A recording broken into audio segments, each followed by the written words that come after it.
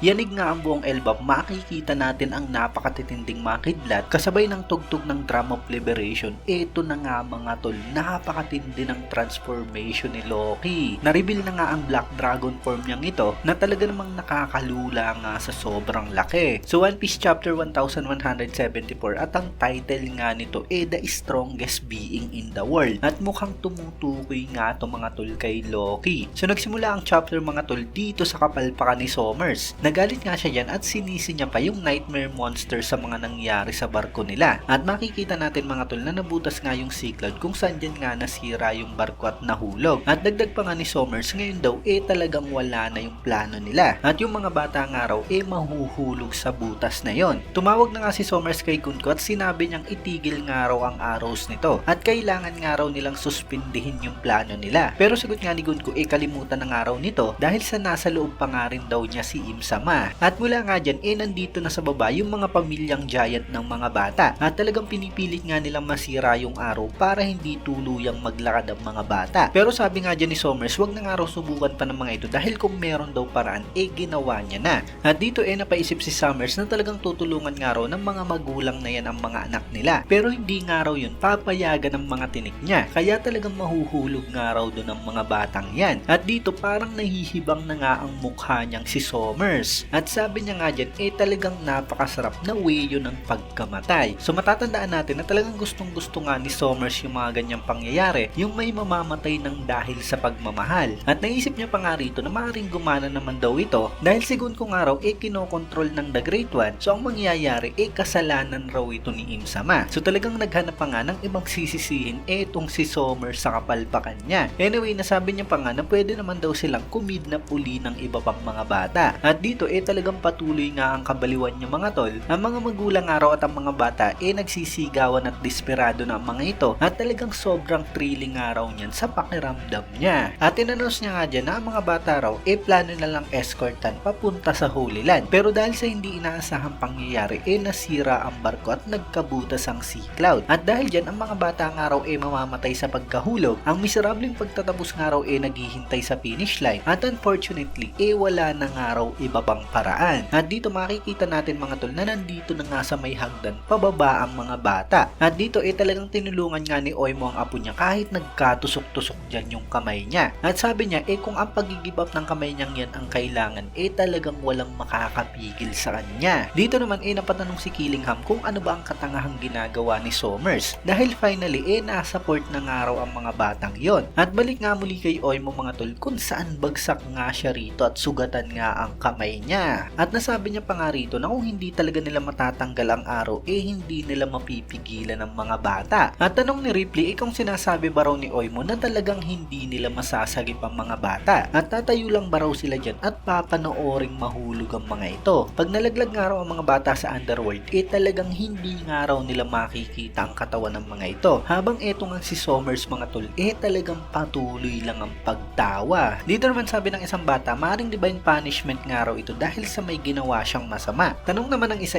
ano ba raw ang ibig sabihin nito? Dahil ganun din daw ang sinabi sa kanya ng mama niya nung nagalit ito sa kanya. Sumangayon nga rin ng isang bata at dapat raw siguro mas nag-behave siya. Habang si Kolo naman nang patanong kung dahil lamang sa pasaway sila mamamatay sila. Sabi pa nga ng iba dyan ayaw pa nga raw nilang mamatay at magiging mabait na raw sila simula ngayon. Humihingi nga sila ng tulong at talagang nagsosorry nga sila. At kahit nga rito si Colon mga tol sinabing hindi na raw siya magiging pasaway at malikot. Habang matindi nga dyan ang tuwa sa pagmumukha ng kupal na si Sommers mga tol. Dito naalala nga ni Colon ang mga sinabi sa kanya ng nanay niyang si Ripley na talagang sinusubaybayan nga raw ng Sun God ang malilikot na bata. At sinabi nga dyan ni Colon na nanalo raw siya sa duel kaya ang laruan nga raw na yan kanya na. At ang laruan nga na yan mga tol ang robot na si Emmet. So ibig sabihin talagang kilala nga rin ang robot na si Emmet sa Elbap. Piningot naman ni Ripley ang si Colon at sinabing kaya ito nanalo dahil sa mas malakas ito sa ibang bata at kailangan nga raw nitong maging mabait sa mas mahihina. Kaya ngayon humingi raw ito ng patawad sa nakaduel niya. Dito naman si Ilva naisip din nung pinapagalitan siya ng nanay niya. Tinanong nga ang bata kung bakit hindi ito kumakain at kung ayaw ba raw nito ng luto niya. At sagot nga ng batang si Ilva dahil daw sa merong carrots sa pagkain. Ito namang batang si Scaldi pinagalitan nga rin dahil sa kinuha nito ang espada ng tatay niya at lumabas. Habang eto namang si Olaf nang aasar ng ibang mga bata. Etong si Karen naman tinanong ng nanay niya kung bakit ito nagsinungaling muli at kung patuloy nga raw itong magsisinungaling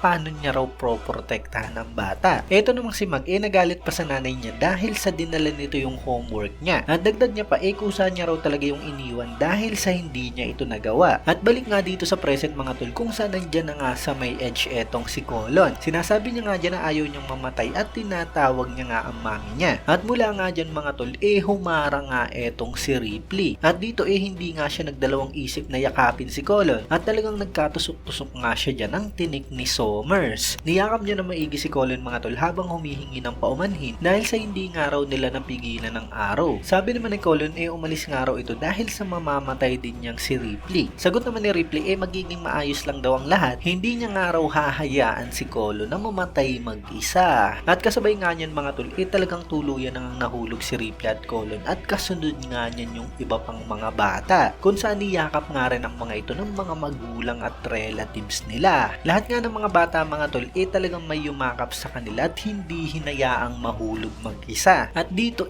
talagang makikita natin na talagang sobrang nagwawala na nga sa saya niya yung si Somers. Dito nang mahulog na si Ronja mga tol talagang nakangiti pa nga rin siya at hindi niya inasahan na sa uling apak niya biglang dumating ang tatay niya at niyakap siya. Eto namang si Joanna naisip na masarap daw siguro sa pakiramdam na merong magulang ang yayakap ng ganon at bigla niyang naalala si Angie kung saan gusto nitong tumayo bilang magulang niya. Pero sagot niya nga hindi niya naman daw ito nanay. At dito nga sa present talagang dumating si Teacher Angie at niyakap nga talaga ang batang yan na si Joanna. Ang huling bata naman na si Bjorn naiisip nga ang kapatid niyang si Roy. Kung saan ayaw niya nga itong magpunta ng school nila dahil sa nakakahiya ang merong kapatid na otaku. Pero dito nga mga tol talagang dali-dali nga si Roy at talagang hindi nga rin siya nagdalawang isip na yakapin ng kapatid niya. At mula nga dyan mga tol talagang nalaglag nga lahat ng mga bata dyan kasama ang mga relatives nila. Habang etong ang si Somers talagang hindi na tumitigil sa pagtawa, nasisiraan na nga ng ulo mga tol habang sinasabi niya na tignan daw ang mga basurang yun habang nalalaglag ang mga ito. Wala nga raw tigil sa pagtibok ang puso niya at isang araw itong nakakasabik na kwento. Kung hinayaan nga lang daw 10 bata lamang ang mamamatay, kaya ang mga magulang araw na yan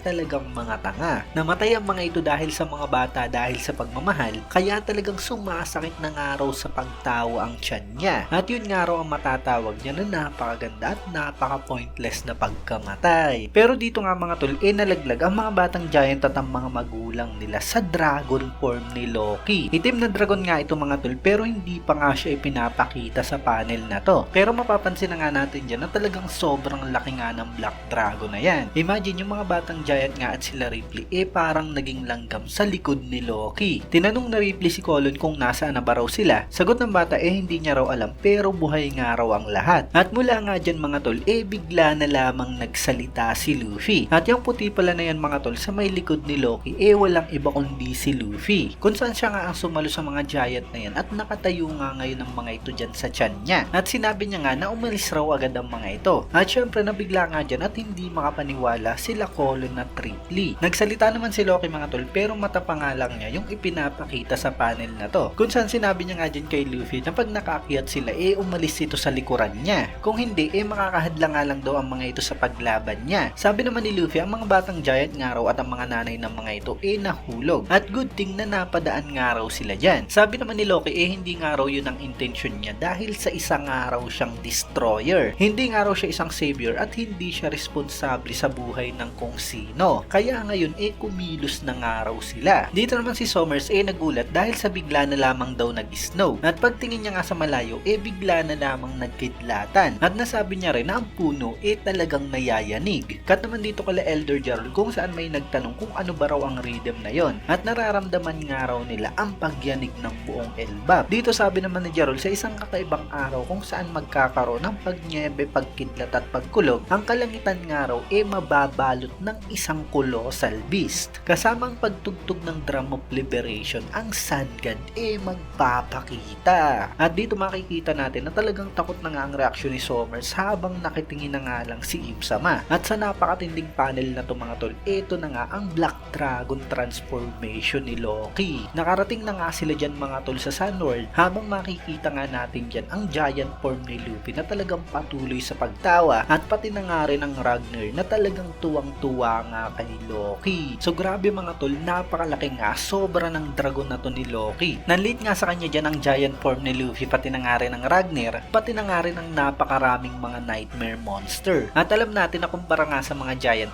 talagang mas napakalalaki ng mga nightmare monster na yan. At sinabi nga mismo ni Loki mga tol na isa nga siyang destroyer o tagawasak. At siguradong kahit na ano nga madaanan niya sa form niyang yan, talagang mawawasak. Dahil sa grabe talaga mga tol yung laki ni Loki. At sa palagay ko, base sa title ng chapter na to, siya nga mismo yung tinutukoy na strongest being in the world. Si Whitebeard nga yung strongest man, si Kaido naman yung strongest creature, at eto nga si Loki ang strongest being. Hindi ko sure pero yung term nga na being parang nagre-representa sa lahat ng nabubuhay sa mundo. So lumalabas lang na si Loki nga mga tol yung pinakamalakas. Personal opinion ko lang, tingin ko mas malakas talaga si Loki kay Kaido at Whitebeard mga tol. Well, titingnan pa rin naman natin yan. At bali yan na nga mga tol ang kabuuan ng full chapter review natin. Syempre kung nagustuhan nyo nga ang video to, huwag nyo sana kalimutan mag-iwan ng like dahil napakalaking tulong na yan para sa ating channel. Maraming salamat sa inyong panonood at mag-iingat kayo palagi. Bagang!